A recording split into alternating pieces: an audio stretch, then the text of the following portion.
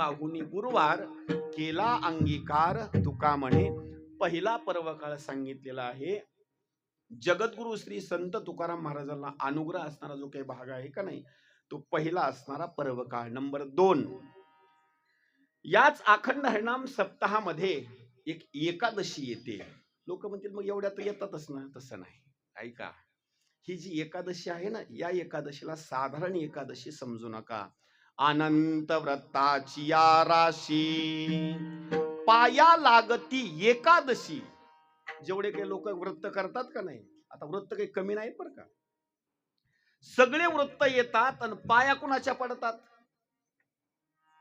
लक्ष करा बरं का, सगळे व्रत येऊन एकादशीच्या पाया पडतात. आणि सगळ्यात मोठं जर आपलं वारकऱ्याचं जर व्रत कोणतं असेल, फक्त एकादशी. त्याच्यापेक्षा मोठं व्रत कुठलं सुद्धा नाही. पण लोक काय करतात, हे देतात सोडून आणि दुसरेच व्रताच्या मागे लागतात.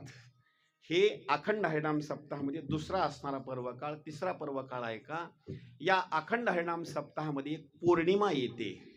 म्हणजे पौर्णिमेच्या दिवशी चंद्र असणारा अजिबात दिसत नाही. बरोबर ना? बघा, सरपंच सुद्धा बरोबर म्हणते. असं का? असं हा. म्हणजे पौर्णिमा एक येते आणि पौर्णिमा झाल्याच्या नंतर आपला असणारा तो काला आहे. म्हणजे विचार करा, हे 3 पर्वकाळ सुंदर स्वरूपामध्ये आहेत. म्हणून असणारा आपला अखंड हरिनाम साधारण नाही, फाल स्वरूपामध्ये असणारा तो महान असणारा हा सप्ताह आहे. विडाला विडाला.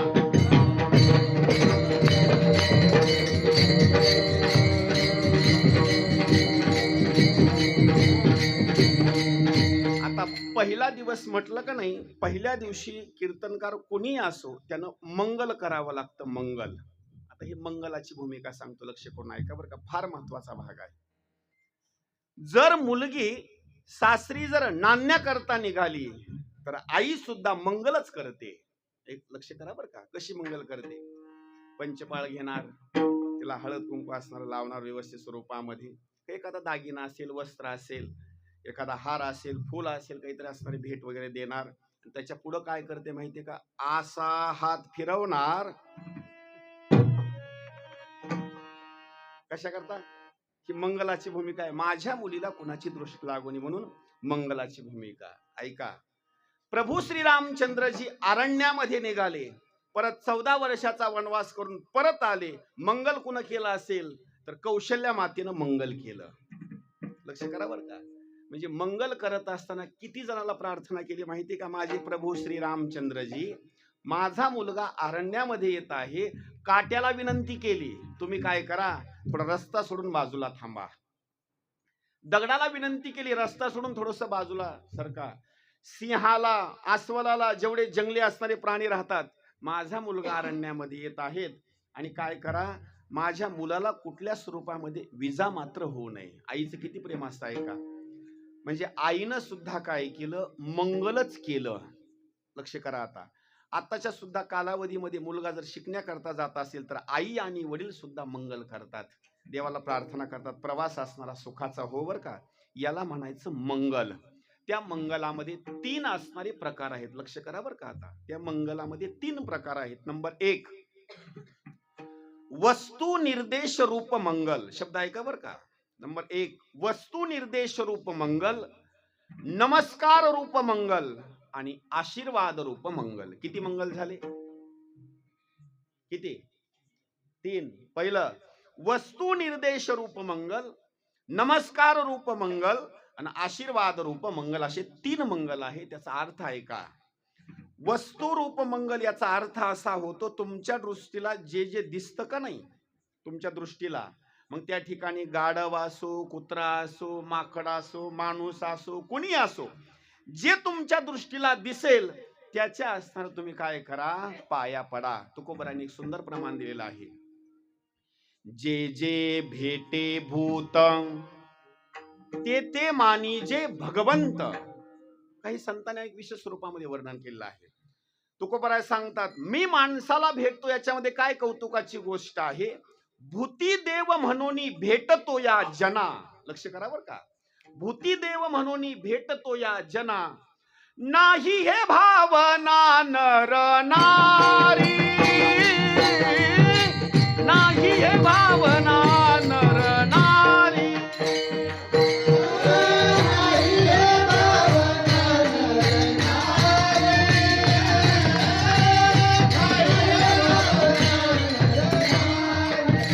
भूती देव म्हणून भेटतो या जना.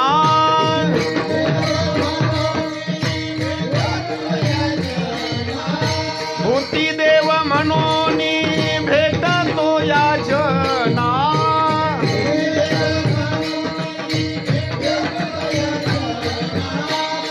आ नाही हे भावना नर नारी. नाही हे भावना नर नारी.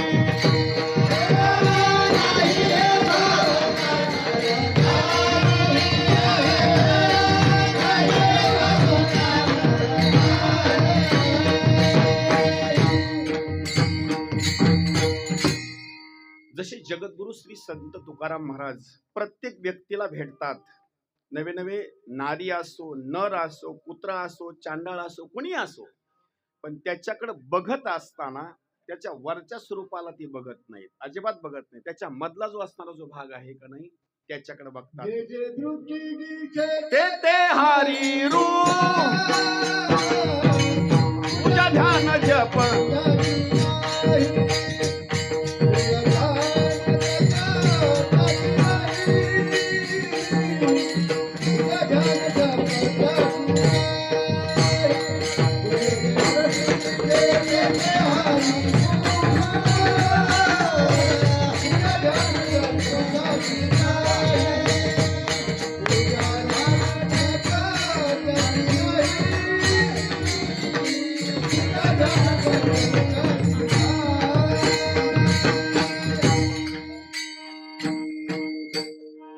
उद्यापासून एक काम करायचं, कुणी असो त्याच्या पाया पडत राहायचं बरं का.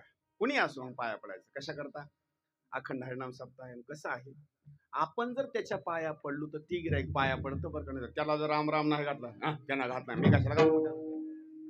हे कसं आहे, देवाणघेवाणच आहे बरं काय. आपण त्याच्या पाया पडलो तर तो आपल्या पाया पडतो. भूती देव म्हणून भेटतो या जना. नाही हे भावना नर नारी. म्हणजे पहिलं मंगल सांगितलं, वस्तू निर्देश रूप मंगल. दगड असो नाही कुणी असो त्याच्या पाया पडायचं. नंबर 2, नमस्कार रूप मंगल. कुणी जरी भेटला का नाही त्याला असे हात जोडायचे, नमस्कार असणारा घालायचा. पण काही लोक काय करतात, इलेक्शन पुरताच घालतात बरं का, त्याच्या पुढे नाही, अजिबात नाही. हा, अरे बाबा, हे हात तुम्ही काय करा, सदैव जोडा. याच्यापेक्षा मोठं शस्त्र या जगामध्ये कोणी सुद्धा दुसरं नाही बरं का. हा, काही शस्त्र असे आहेत, तलवारीसारखे असे धारदार शस्त्र आहेत, पण त्या शस्त्राच्या पुढे जर शस्त्र कोणतं असेल, कोणतं, हात जोडला की तलवारीची धार सुद्धा कमी होते. कशा करता, समोरच्यांना हात जोडलेले आहेत. आणि काय करतात माहिती का, इलेक्शन वाले मंडळी, हे लागल्याच्या नंतर तलवारी वापरीत नाहीत. राम राम राम राम राम बर का, राम राम. ती म्हणतो मला राम राम घातला, मग तुलाच मतदान टाकतो आता. कशा करता, म्हणजे ते कशामुळे झुकले, हातामुळे बरं का. तसं आपण सुद्धा काय करायचं, देव कुठेही दिसला ना आपल्याला, एसटी जरी आपण जाऊ लागला, दुसऱ्या क्रमांकाचं मंगल आहे. तुम्हाला जे जे दिसतं का नाही त्याच्या नुसतं तुम्ही नमस्कार करून असताना ते पाया पडा. नमस्कार.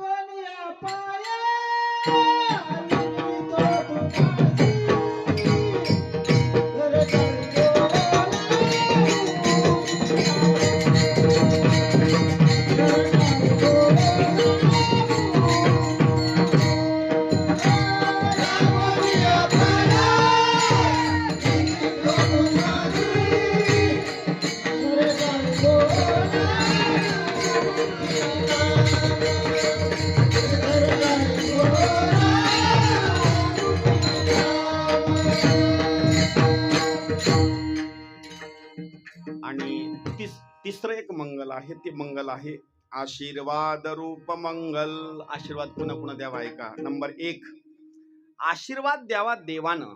नंबर 1, आशीर्वाद द्यावा देवानं. नंबर 2 ला आशीर्वाद द्यावा गुरुनं. आणि नंबर 3 ला आशीर्वाद द्यावा आई वडिलांना.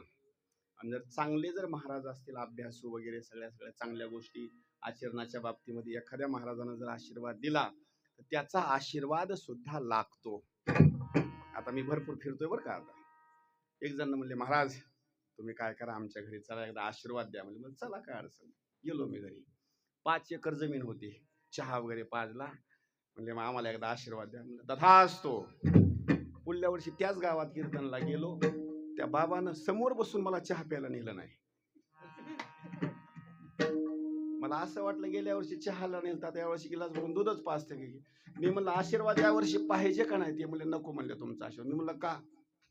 तुमच्या आशीर्वादानं म्हणले 5 एकर होतं, 5 एकरला 5 एकर गेले म्हणले, फक्त घरच राहिले म्हणले. आता जर तुम्ही आशीर्वाद दिला तर घर बी राहत नाही म्हणले. अरे हे आशीर्वाद देत असताना त्याला क्वालिटी सुद्धा माणसाची तशी लागते.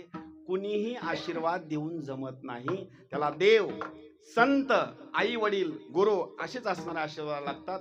डुप्लिकेट माणसाचा आशीर्वाद मात्र कामाचा नाही. आपल्या कार्याला सुद्धा आशीर्वाद आहे भगवंताचा. विडाला विडाला.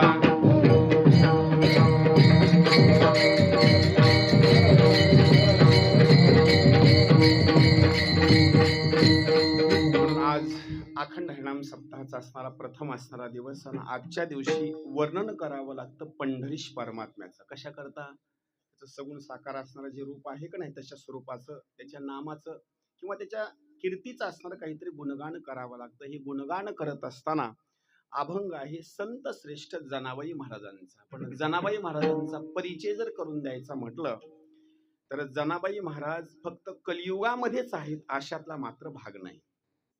त्यांचे इथून पाठीमागलचे 3-4 असणारे अवतार पाठीमागलचे झालेले आहेत, आणि हा कलियुगातला असणारा 4थ्या क्रमांकाचा असणारा अवतार आहे. ऐका. कृतयुगामध्ये संत श्रेष्ठ जनाबाई महाराजांचा पहिला असणारा अवतार आहे. त्या अवतारामध्ये त्यांचं नाव आहे पद्मिनी. देवाचा पहिला असणारा कृतयुगामध्ये अवतार आहे नरसिंह, आणि त्या कालावधीमध्ये संताच्या स्वरूपामध्ये संत आहेत. त्या कालावधीमध्ये भक्त प्रल्हाद पहिला अवतार बरं का. दुसरा जनाबाई महाराजांचा अवतार सांगितलेला आहे त्रेतायुगामध्ये. देव आहेत प्रभू श्रीरामचंद्रजी, संत आहेत अंगद, आणि जनाबाई महाराजांचा त्या कालावधीमध्ये दासीच्या स्वरूपामध्ये अवतार आहे मंथरा. किती अवतार झाले. 2. तिसरा अवतार आहे का. द्वापार युगामध्ये देव झाले कृष्ण, संत झाले उद्धव, आणि दासी जणी द्वापार युगामध्ये झाली दासीच्या स्वरूपामध्ये कुब्जा. किती अवतार झाले. 3. चौथा अवतार आहे का. कलियुगामध्ये देव झाले विठ्ठल, कलियुगामध्ये देव झाले विठ्ठल, संत झाले नामदेव महाराज, आणि त्यांच्या घरी दासीच्या स्वरूपामध्ये जनाबाई महाराजांनी असणारं त्या ठिकाणी गंगा खेळून येऊन त्या ठिकाणी सेवा करण्याचं असणारं काम केलं. याला एक प्रमाण सांगतो. हरी चौयुगीचा भक्त नामा उभा कीर्तनी,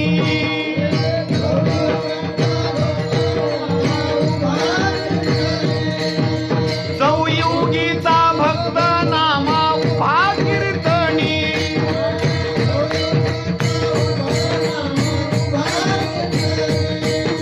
पाठी मागे डोळे लावून उभी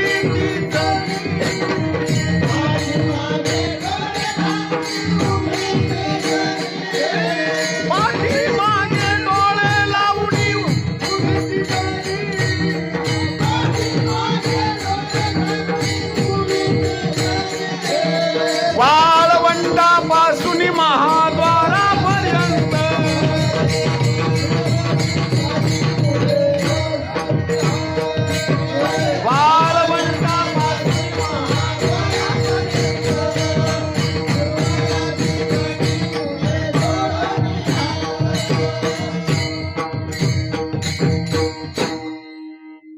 जनाबाई महाराजांचा महिमा जर सांगायचं म्हटलं, आपल्याला संत जर जवळचे कोण असतील ना, एकदम जवळचे संत, तर परळी वैजनाथचे असणारे एक संत आहेत. सांगता येतील का. वा वा, टाळ्या वाजवायला, टाळ्या वाजवा. परळीचे आपल्याकरता संत जवळ आहेत. कोणते. जगमित्र नागा. परळीला गेलो ना तर दर्शन घेत असताना भगवान शंकराचं दर्शन घेतल्याच्या नंतर तिथं सुद्धा जाऊन त्यांचं दर्शन घ्या. हे एकदम आपल्या जवळचे संत आहेत. त्याच्यापेक्षा जवळचे संत सांगायचे म्हटलं तर मुकुंदराज स्वामी, किंवा मग इकडे आपल्या जनाबाई महाराज म्हणजे हे आपल्या जवळचे आहेत बरं का. म्हणजे कसं की त्यांचा जन्म असणारा तिथं आहे गंगाखेड गावामध्ये, आणि लहान स्वरूपामध्ये वय सांगितलं जातं फक्त 5 वर्षाचं. आई आणि वडिलांच्या सोबत पंढरपूरला जनाबाई महाराज गेल्या. गेल्याच्या नंतर पंढरीश परमात्म्याचं फक्त एकदाच रूप बघितलं. राजस सुकुमार मदनाचा